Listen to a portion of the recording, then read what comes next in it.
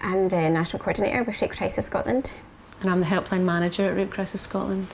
Sometimes it can be daunting, the prospect of supporting survivors of sexual violence, particularly if you're maybe new to this area or you don't have much experience. So what we wanted to do was just go through some key tips about how to help someone.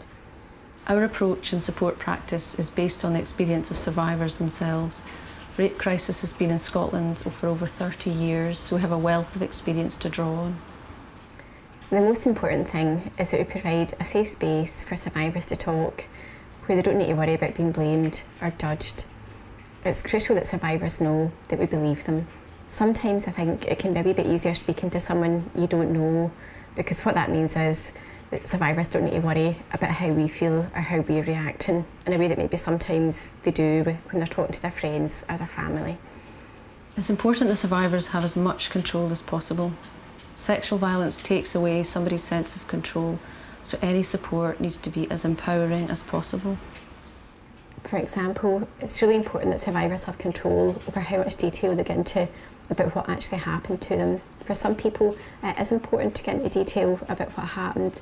For others, they may never want to do that. Both are okay. It's crucial not to judge or blame. Survivors often have feelings about self-blame. Allow her the space to explore those feelings without lecturing, but the bottom line is the perpetrator is responsible.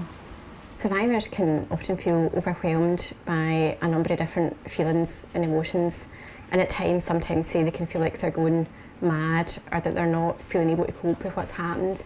It can be incredibly important and powerful to reassure someone that what they're experiencing is a really natural reaction to a traumatic experience.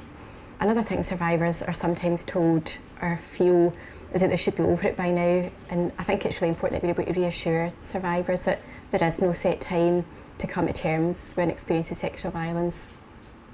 It's important not to tell her what to do, for example about reporting to the police. It's crucial that you have up-to-date information about the police and legal system so you can explore those options with her, but ultimately it's her decision. It's important to be clear about what you and your organisation can offer. I think sometimes it can be tempting to try and offer too much, or sometimes to get over-involved with survivors that you're supporting.